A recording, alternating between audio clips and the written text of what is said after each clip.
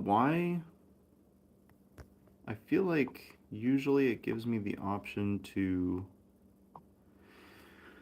uh, do a whatchamacallit, a thumbnail before I actually like go live. But this time it didn't give me that option, so I mean, it doesn't really matter to me.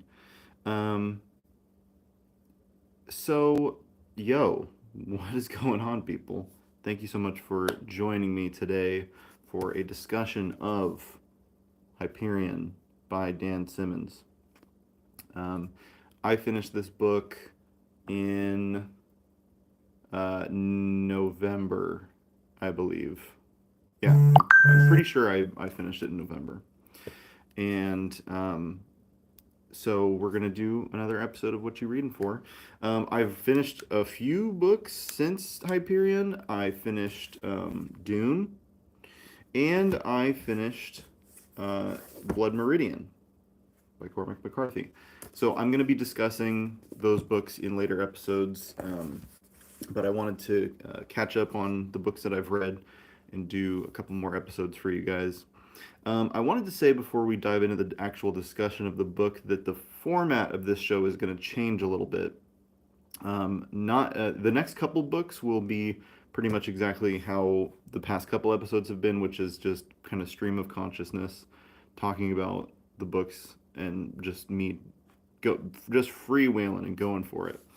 But uh, starting with the book after Blood Meridian, which will be Bram Stoker's Dracula, I am going to start working off of an outline for the episode in which I'll be kind of structuring how I want to talk about the book, the sort of order in which I want to center the discussion, and keep things on track, I suppose. Because especially with like longer books, it's easy to kind of get off the rails and start talking about this thing or that thing, and kind of miss the points that you're trying to hit when really discussing a book in depth in a live stream format like this. So that's going to change. I'm hoping that at a certain point in the next couple episodes of What You Reading For, um, I'll be able to get a better setup, camera and microphone wise. Ever since the move, it's kind of been difficult to get things set up the way I want them to be set up.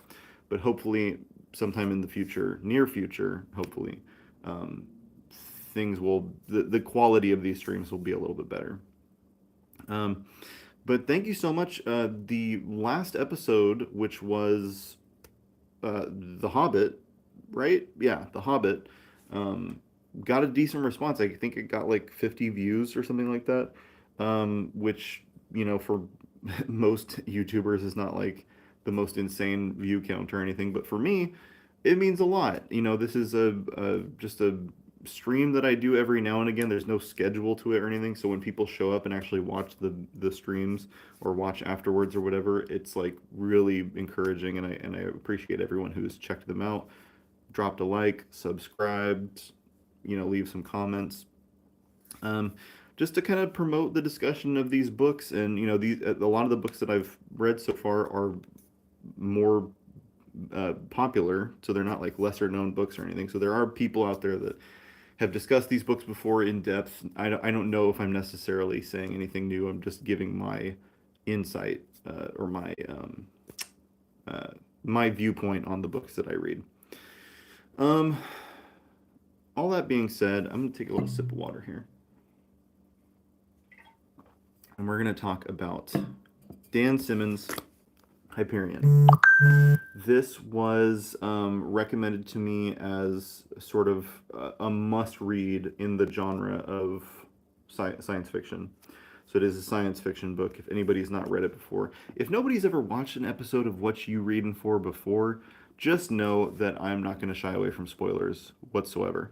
So hopefully you've read this book. If you haven't, go check it out and then come back to the episode and we can go from there.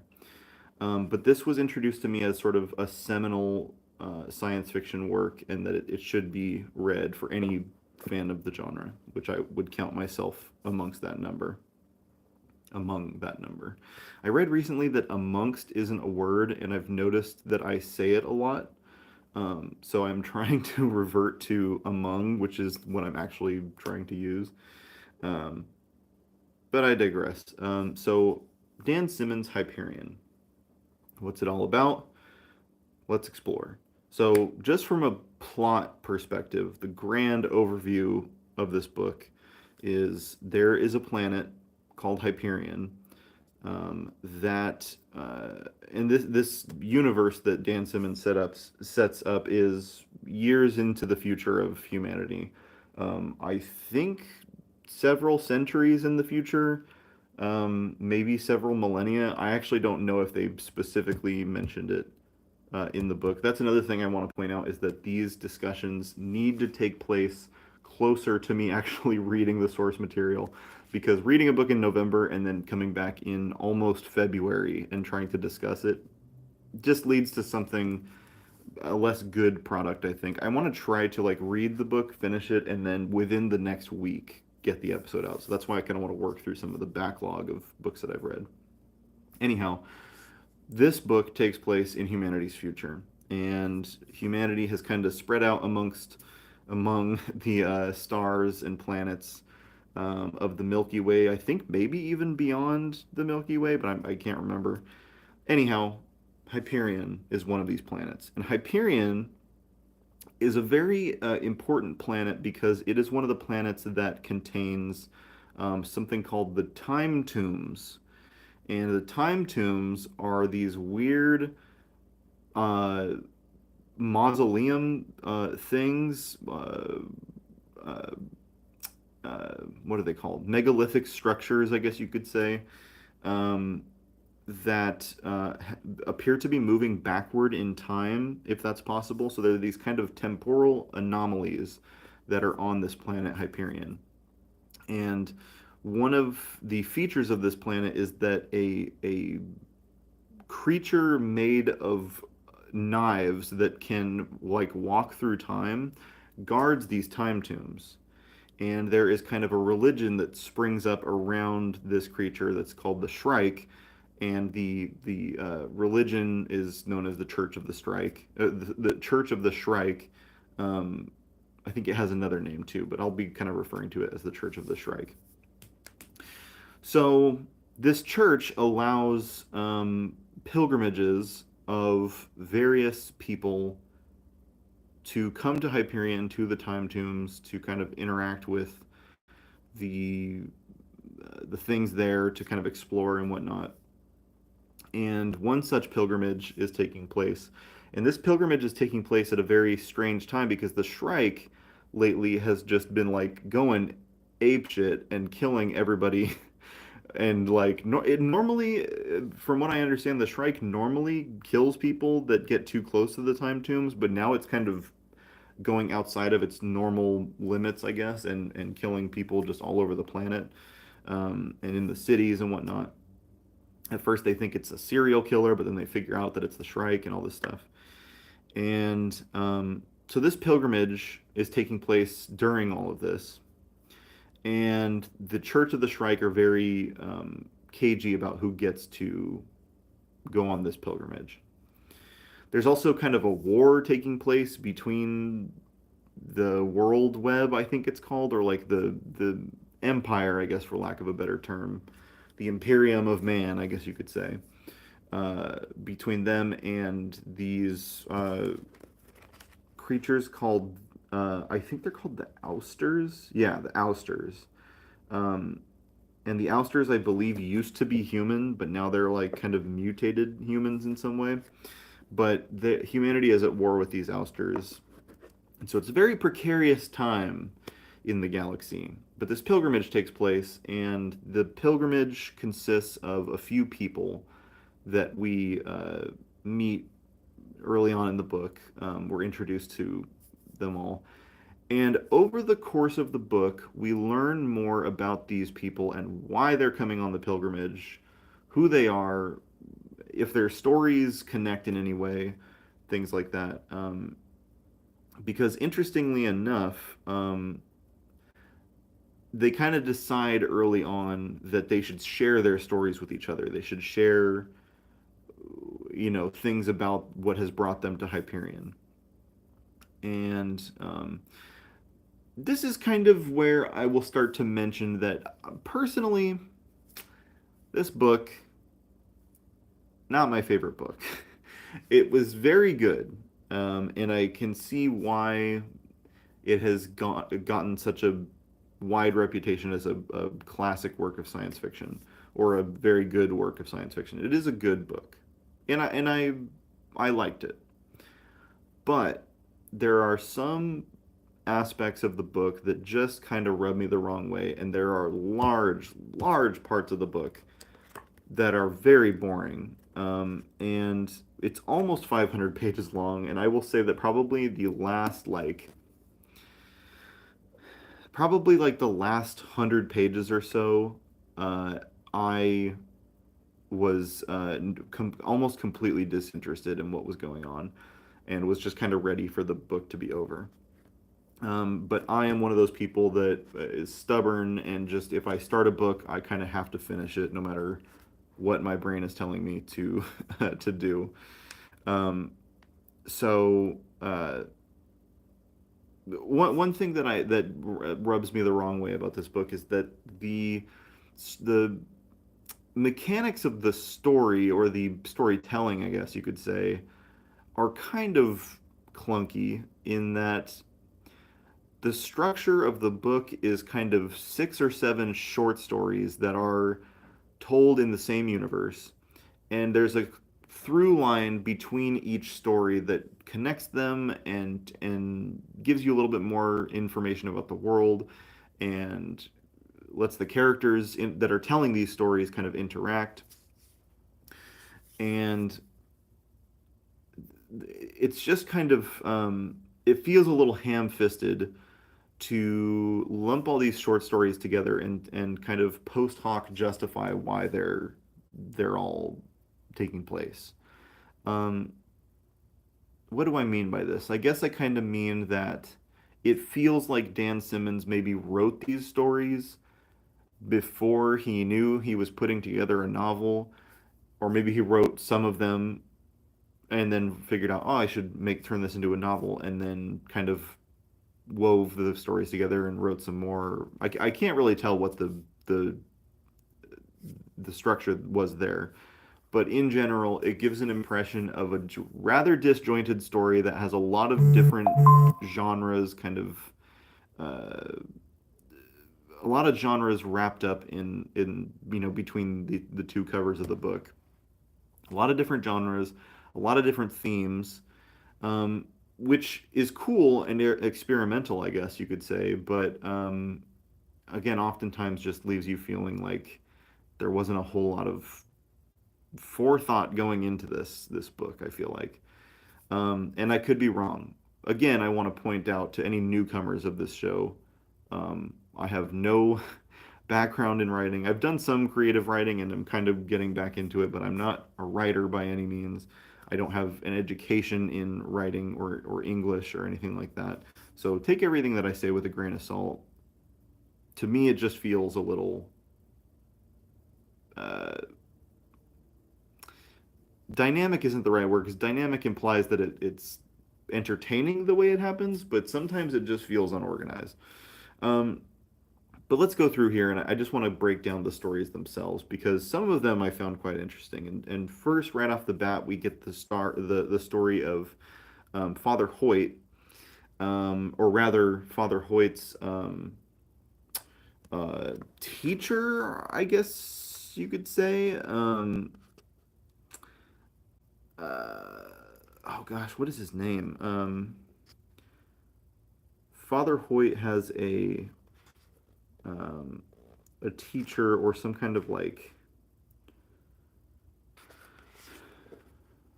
oh man, like he has some person that like used to teach him. Paul Dure is his name, Father Dure. And Father Hoyt is this priest who is going to Hyperion, for kind of a recovery mission of the body of Father Dure, because Father Dure went to Hyperion and I guess didn't come back. But Father Dure goes on this journey of kind of um, exploration, and he through this story you kind of get one of the first themes of the book, which is kind of um, religious exploration and religious dogmatism, and the kind of detractors of religious dogmatism, and you get Dore kind of who is a Catholic, kind of questioning his religion in the face of really monumental sights that he sees on Hyperion. He experiences the landscape of Hyperion. It's early on in the book, so this story is kind of used as a mechanism through which we get exposed to Hyperion for the first time. There are these burning trees that are always on fire. There are these kind of rolling grass. It's called the Sea of Grass. There's like these rolling hills of just grass for miles and miles. And Father Dure kind of goes on this expedition through the jungle, and he encounters a group of people. I think they're called the Bikra. Um, is it the Bikra?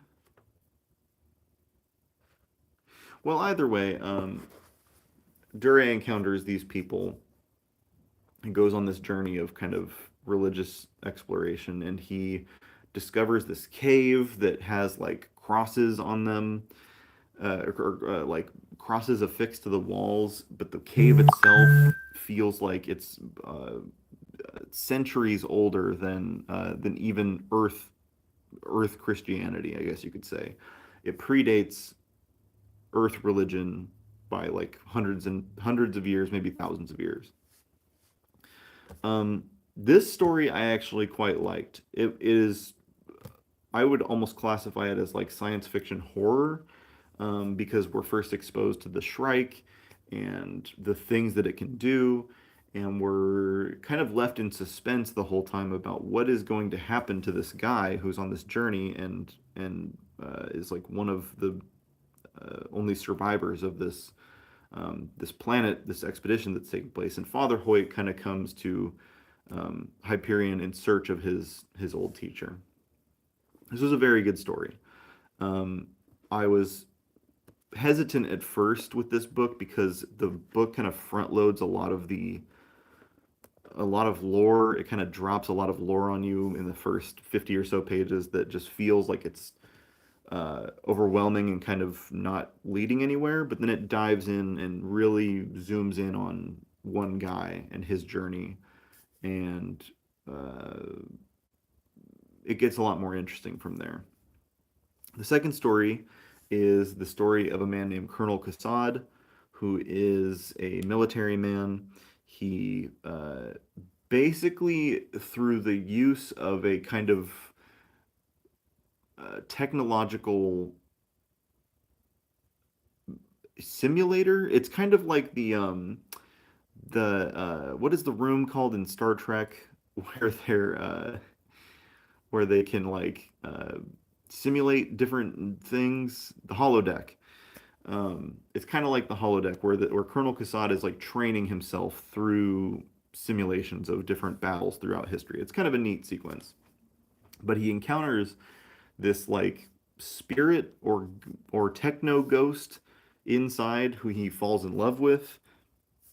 This was a very interesting aspect of the book, is that you're kind of doubting Kassad and doubting his very logical soldier-like mind, and uh, you're kind of having to parse out, what he's going through. And the love story itself is okay, but I will say that this book is bad with its sex scenes and its handling of just sexuality in general. It feels very um, male gaze-ish, if that makes sense. The writing feels very male centric. Um, Kassad doesn't have a whole lot to latch onto with this techno ghost woman that he meets, other than her body, and so he kind of objectifies her in that way. Um, you know, I'm usually pretty forgiving with that stuff, but it felt very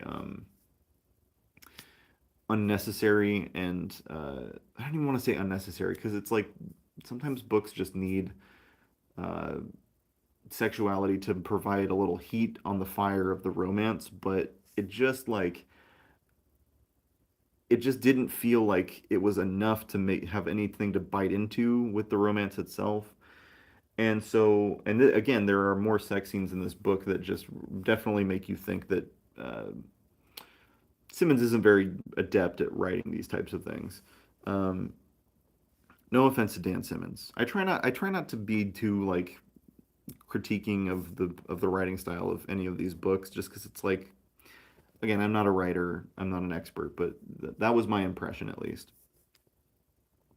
Um, and so Kassad has come to Hyperion because he is under the impression that uh, the ghost was kind of like leading him there, and there is, I will say that this section of the book feels like sci-fi action almost, because there's this great scene where Kassad is like up in the atmosphere of Hyperion. He's battling these ousters.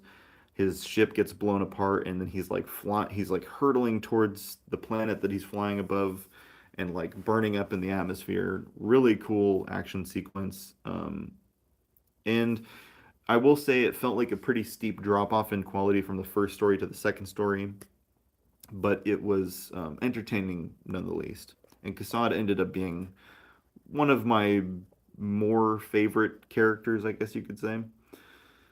Um, let's see, what was part three about? Part three was the tale of, I believe, Martin Solenis. That's correct. Martin Solenis is a poet, and that's another big aspect of Hyperion I want to touch on here. Is Hyperion has within it a lot of poetry and references to poetry, and Hyperion itself, I believe, is a title of a poem by John Keats, I think, which is the name of this 19th century poet, I think. I have never read any Keats, but the book certainly references him a lot, um, as we'll come to discuss here in a minute. Um, so Martin Solenis is a poet that at a certain point in his career loses the ability to speak and loses his access to like his own vocabulary and kind of has to piece himself together, and it starts as this tale of him like learning what it means to be working class because he was born into some kind of old earth aristocracy. And Earth, by the way, at this point in the fiction, is destroyed, I think, by climate change. Is seems to be the implication. So Earth has kind of collapsed in on itself, and Martin Solenis used to be of the he used to be kind of part of the wealthier um, class on Earth, basically. But he lands on Hyperion. He ends up like basically being like a ditch shoveler, and so he does that for a while, loses his vocabulary and everything, and kind of has to piece himself back together and learn how to write again. And he does so, and he writes this really inspiring book of poetry or something like that. And he sells, a billion gajillion copies. He becomes rich again, and befriends somebody named Sad King Billy, who this is a part that I kind of wish the book touched on a little bit more of like who Sad King Billy is, what he's the king of exactly, what his deal is. We spend a little time with him and with Martin Solenis together, and eventually.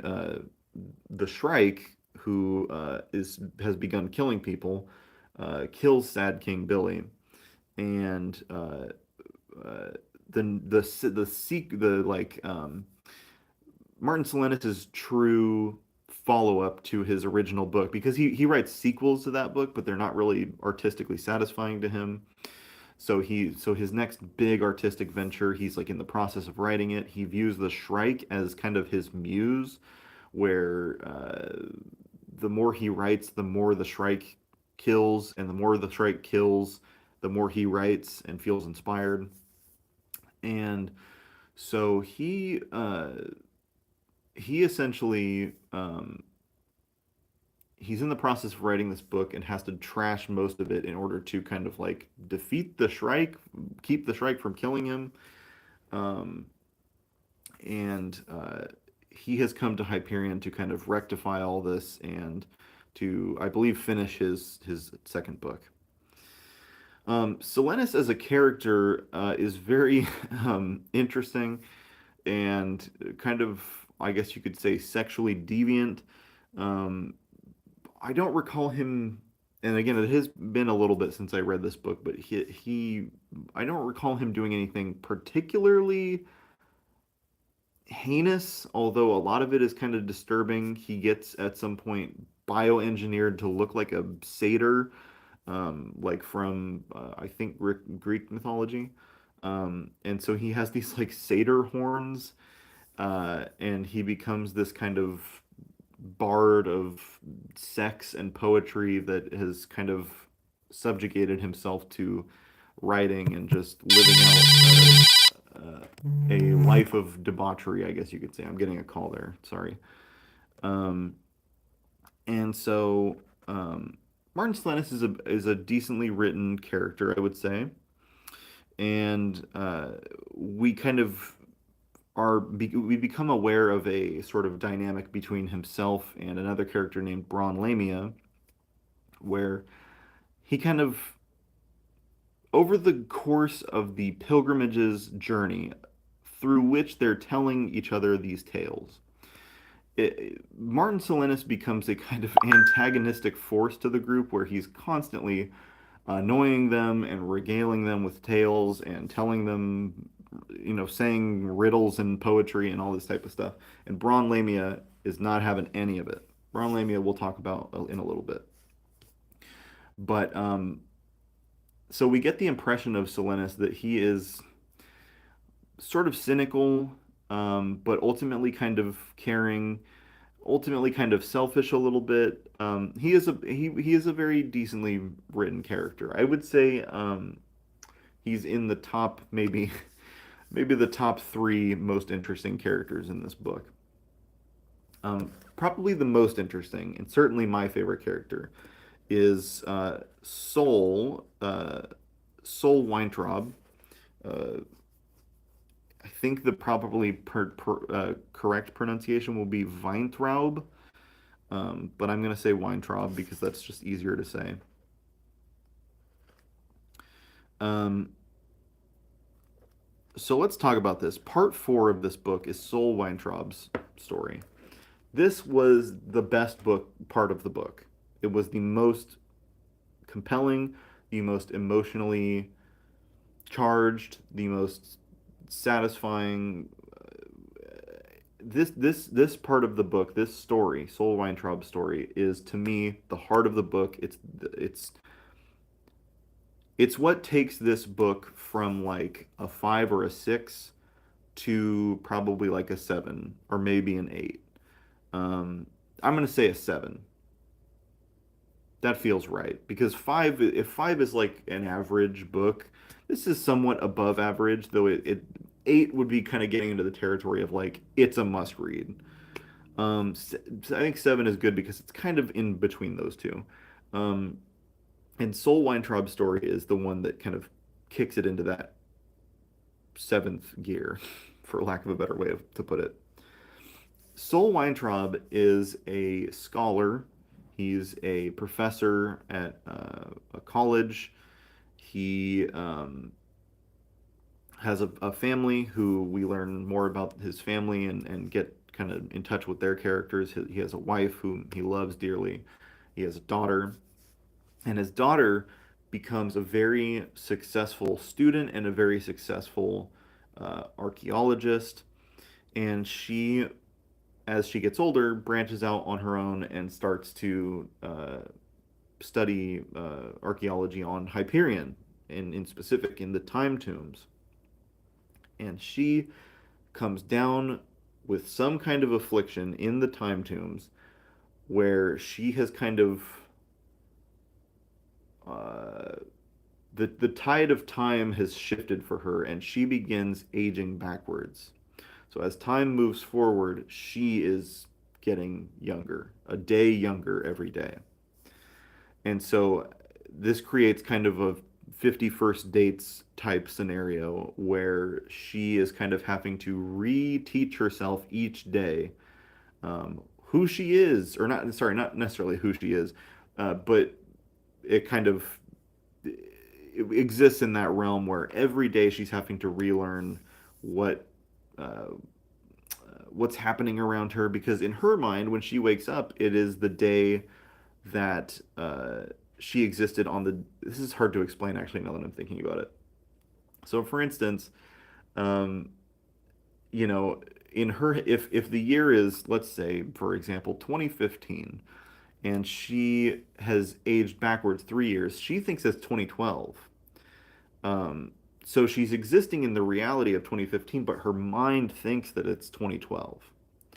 And so each morning she wakes up and it's a whole new tragedy every day.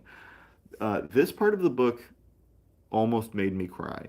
It was so emotionally devastating. Every time something would happen where, like, at one point she is, I think she's like 15 or 16, even though in real life she should be like in her late 20s, maybe early 30s. And all of her friends that she went to school with and has known for a long time that she hasn't seen in a while because of this affliction that she has. She has a birthday party where she invites all of her friends and they're all, you know, in their late 20s and early 30s and they're working the stock market and they're doing their own thing. They have their own kids and she is like a 16-year-old girl. And the reality of this hits her so hard that she basically tells her dad, Soul, um, never let me do that again. Like, never let me try to experience something like that again. Her name is Rachel, by the way. Rachel, uh, again, this part with Soul and Rachel and Soul's wife, uh, just, I mean, some of the most compelling writing, um, uh, certainly in this book, but even I would say in a lot of books that I've read. Sarai is the name of Soul's wife. So we got Soul and Sarai and Rachel. Well, as you can imagine, as Rachel gets younger and Soul and Sarai are getting older, the time kind of comes where they need to start to think about what happens when Rachel essentially like stops existing because she has aged so far behind, or she has aged backwards so much.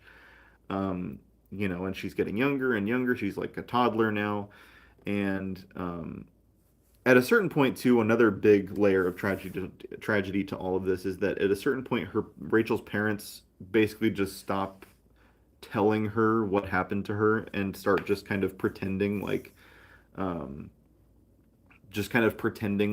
everything's normal. So if she's like living her normal 5-year-old life and she wakes up one day and her parents are just kind of like pretending that's the reality instead of having to every day tell her, yeah, like you used to be a 25-year-old and you were a successful archaeologist and something happened and now you're an 8-year-old and we don't really have a cure for this and we don't really know what to do with you. And just like every day having to face um, that I don't know if ego death is the right word, but something in that realm where it's just completely shatters your perception of reality. And so Soul kind of, again, bringing back the theme of religion and religious exploration. Soul, who is Jewish, kind of starts to dive into Judaism and Abrahamic religions in general to try to kind of figure out, like, what is he supposed to do here? He's tried everything the sort of scientific way. He's not really a man of God at the start of this story. He's talked to every doctor he can. He's talked to every, everybody he feels like he can to figure out what's going on and try to put a stop to it. Nothing has worked. So he starts to turn to religion. He starts visiting a rabbi who is instructing him on, basically just you should come to church because that's gonna help you in some way. Um, but Soul is unconvinced by this, and so he starts to be convinced through actually a dream that he keeps having. And he and Sarai keep having this dream about that he has to, like, uh, much like the tale of Abraham in the Bible, he has to, like, come and sacrifice somebody to save Rachel or something like that. Or that's his impression, is that what Soul gathers from the dream is that he has to go to Hyperion, he has to face down the Shrike and sacrifice himself so that Rachel can live. Um, this story and finding out what happens to Rachel is one of the only things that gives me any uh, desire to read the second book in this series, because this is a series, by the way. Hyperion is a four-book series, if I'm not mistaken. There is Hyperion, the Fall of Hyperion, Endymion, and then the Rise of Endymion. I believe that's the sequence of the books. I'm only mildly interested in reading Fall of Hyperion because of this story in particular. I also kind of, mildly want to figure out what happens with the other characters and their personal stories, but figuring out what happens to Rachel honestly is such a cliffhanger that when the book ended, I was like really disappointed. I was just like, wait, so what happens? Um, so I look forward to probably at some point in the future of this series, probably going to do an episode on Fall of Hyperion, I would imagine. Um, so part five, I would say, is where this book starts to fall off of a cliff. Let me see if I'm getting this correct, because I believe it's. Um, is this part five? Yes. Okay. So at a certain point, one of the people on the pilgrimage dies, who is a Templar. I never really understood what Templar means. I know that the Templars are capable of flying the, like, tree ships. This book actually fits into the science fantasy category for me because it's not purely science fiction. There are fantastical elements to it, like they fly around in tree ships. I don't know. And there is, like, some elements of, like, what seem to be magic and stuff like that. I would classify it squarely within the science fantasy genre. One of the characters dies, this Templar guy, and one of the characters who is leading the investigation into his death is somebody named Braun Lamia, who we talked a little bit about earlier. Braun Lamia is a private investigator who basically her tale is I'm gonna have a hard time even recounting it because it was so uninteresting, or at least the way it concluded definitely was. So Braun Lamia is a private investigator who one of her a client comes to her one day, who is an android, I guess, or like an AI that inhabits a body, and the body that it inhabits is the body of John Keats, the 19th century poet. I think he's from the 19th century. Um, there was some kind of project, I guess, where like they were trying to put uh, AI consciousnesses into um, bodies that were replicating old world historical figures and celebrities and stuff like that. Because why not, I guess. Um, and so, but this client comes to her and she doesn't know that he's, an AI. That's part of the fun of the discovery is her discovering that he's an AI and figuring out how AI in this world works. And he has been murdered, ostensibly. There's been some kind of like deletion of software or like something, or I don't even remember.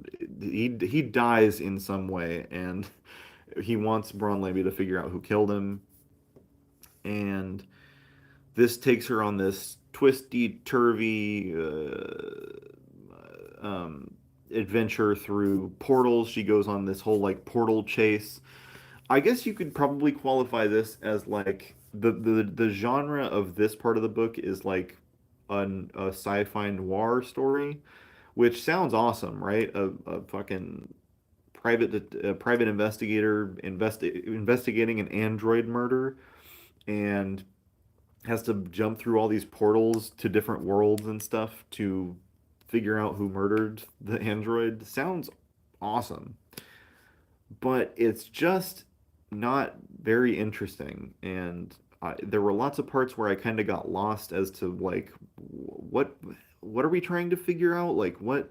So there's this, there's this world web where there's like an AI conglomeration of a bunch of different AI consciousnesses, and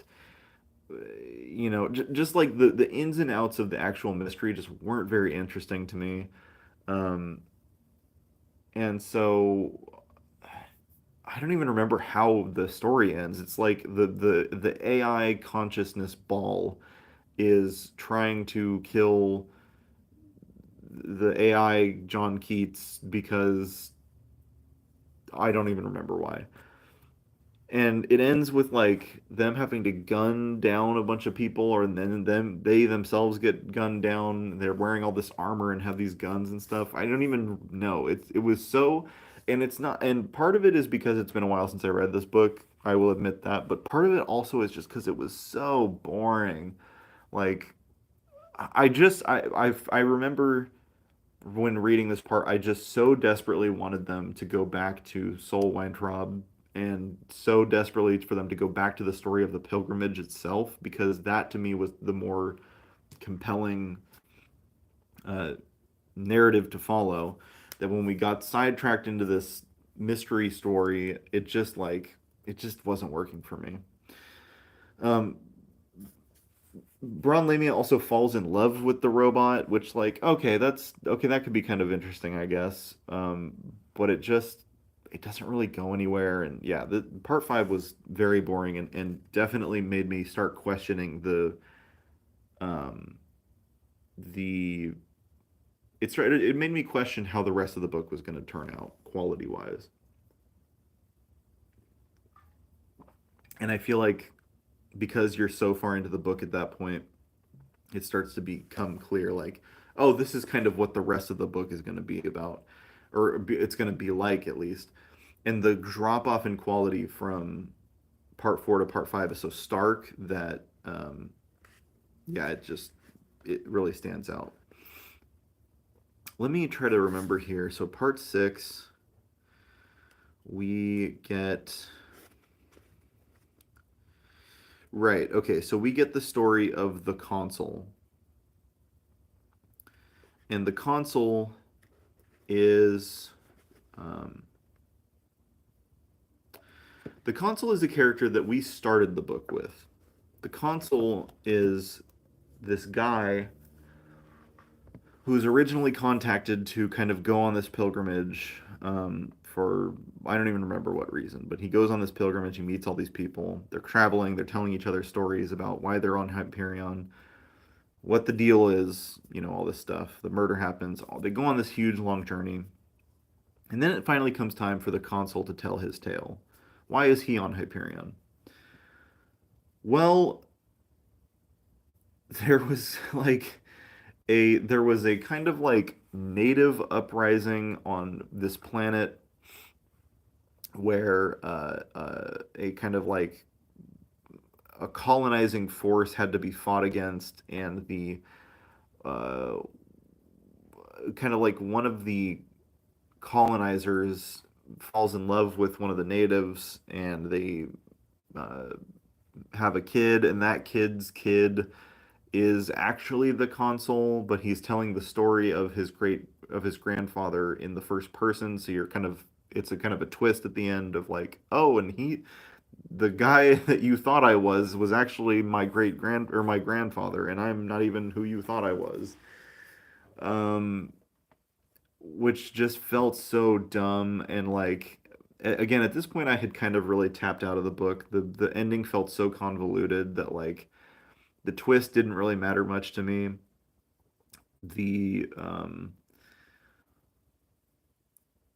The tale of the soldier, the colonizing soldier falling in love with the native, I thought was like okay and interesting, but it just wasn't enough for me to bite into the end of this book. And I found myself at the end kind of just wishing the book was over. And honestly, I couldn't even tell you what the significance of the end of that part is. It's just like the I mean, what could I even pull out as far as a theme for this part? It's I guess like the genre, I would say the operating genre of part 6 is like yeah, like a colonizer's tale. That they're setting up a space colony and figuring out that like shit gets murky when you fall in love with one of the native population, and when you start being a colonizer and killing people, and you know it gets shit gets murky.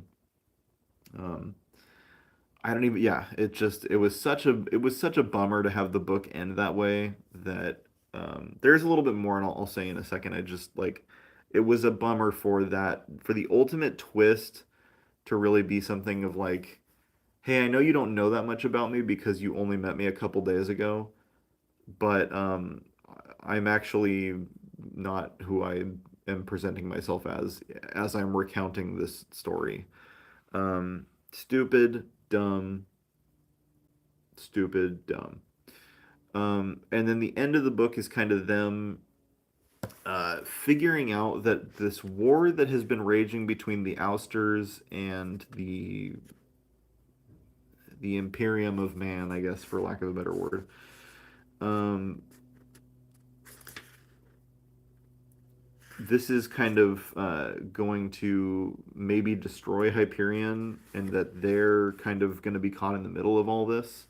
And then the book just kind of ends um, with them being like, "Oh shit, shit's about to get really fucked up," and then the book ends. Um, yeah.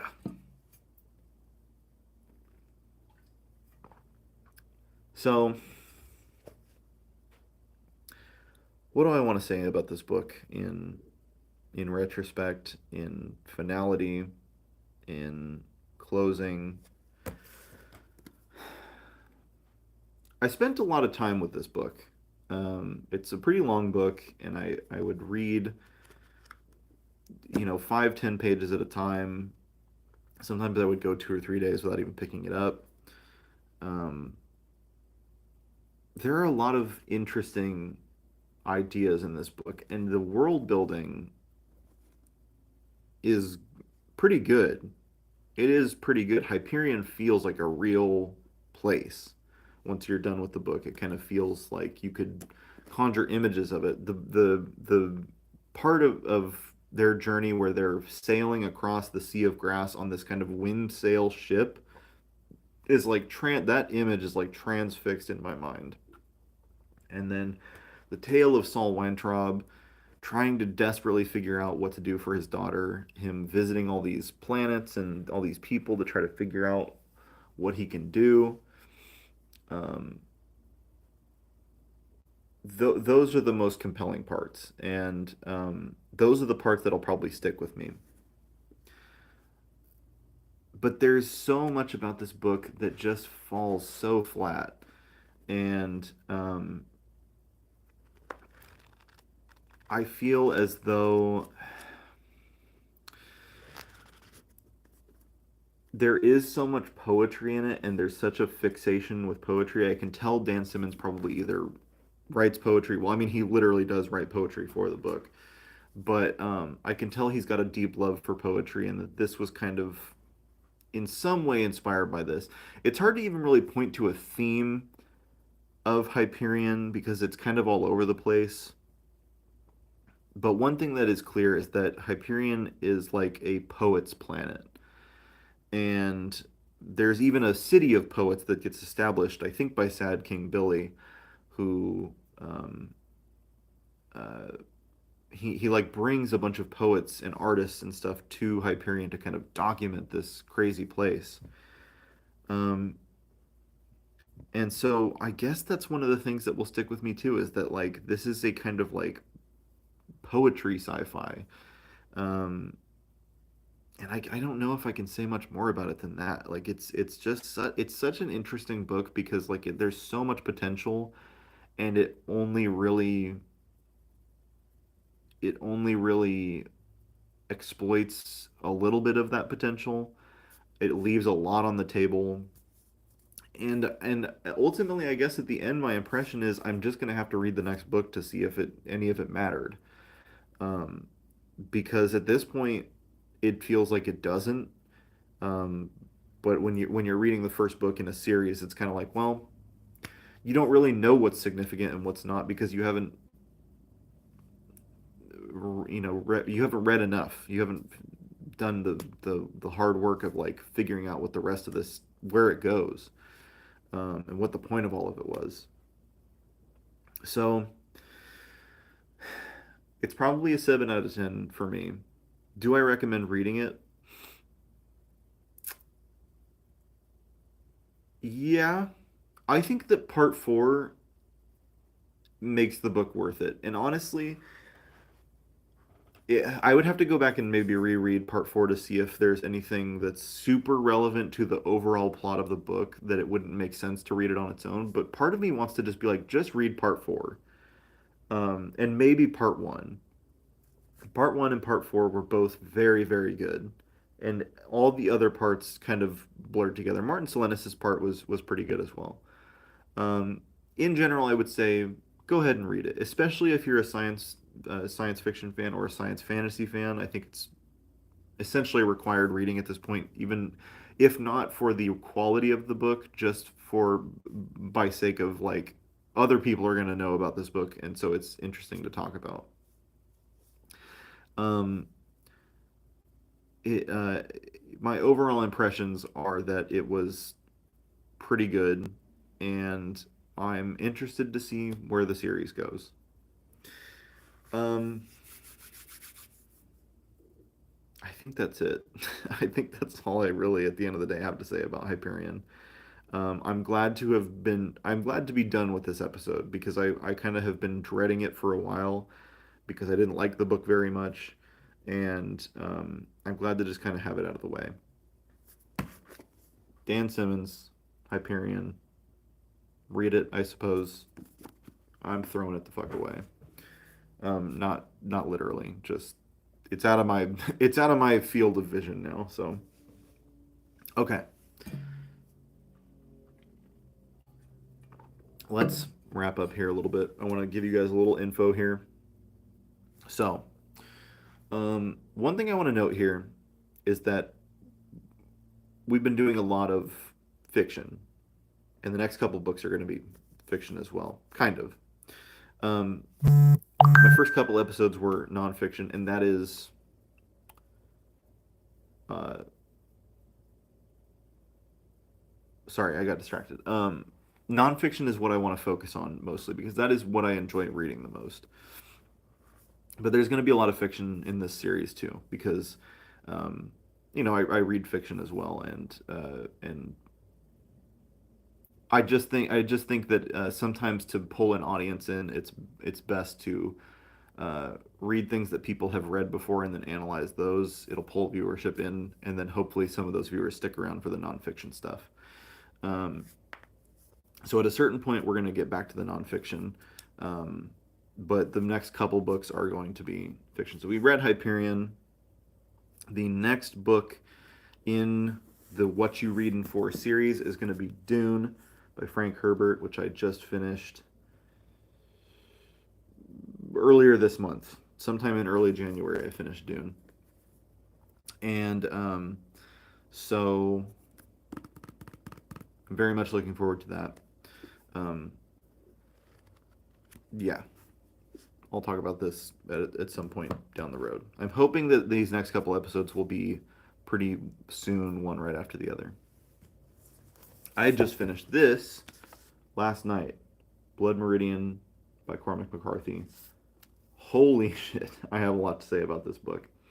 Um, kind of nonfiction, although I think it's definitely a fictionalized and poetic version of nonfiction and told in a narrative style. So it's hard to even really call it nonfiction, but I'm pretty sure it's based on true events.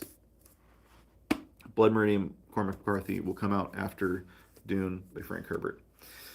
I'll talk a little bit about my reading list here, just so that you guys maybe have an opportunity to get the books to follow along at home if you want to play the What You Readin' For home game. Just started on this morning. Bram Stoker's Dracula.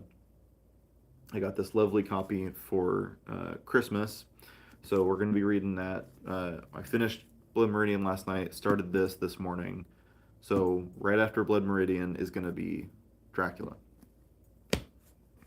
Then, for a book club that I'm a part of, is this Court of Thorns and Roses by Sarah J. Maas. This I'm hoping will rope in all of the book talk watchers that maybe uninstalled TikTok a little too soon, and they have nothing else to watch. Maybe they'll come check out my analysis of A Court of Thorns and Roses. So that's the reading list right now. All I have on my plate right now is Dracula and Court of Thorns and Roses. I have a couple books in mind for what I want to read after that. My reading log, my reading list has gotten so long at this point that it's just kind of up to me to decide what I want to do. Um, I'm thinking about reading Nixon Land. I can't remember who it's by, but Nixon Land is a nonfiction book about the Nixon administration. So I'm very much looking forward to that. But I'm not sure if that's going to be the next one, but it is on my radar, and it's possibly the next book I'm going to read. So stay tuned for all the upcoming episodes. I really appreciate it. I'm back on Twitch, by the way. If you want to go check out some video game live streams, go to twitch.tv/Drognath. I'm on Blue Sky. Go check out, I don't know what my ad is over there, but just go on Blue Sky and look up Drognath. You'll find me. Um, I'm on TikTok still. I haven't uploaded anything to TikTok really in a while. I want to try to get back to that, but we shall see. But yeah, other than that, folks. Oh, I haven't even checked chat. I don't think anybody chatted, but let's see. Okay, yeah, nobody's in the chat. That's fine. If you in future installments of this series watch me do this live, hop in the live chat, type down any questions or comments you have about the book that I'm discussing, and then I'll at the end of the episode I'll go through and chat with you guys and whatnot. So thank you guys so much for watching. I appreciate it. Like the video so that more people find this. Comment. Let me know what you thought of Hyperion. Subscribe so that you get notified when I go live. And we'll see you next time.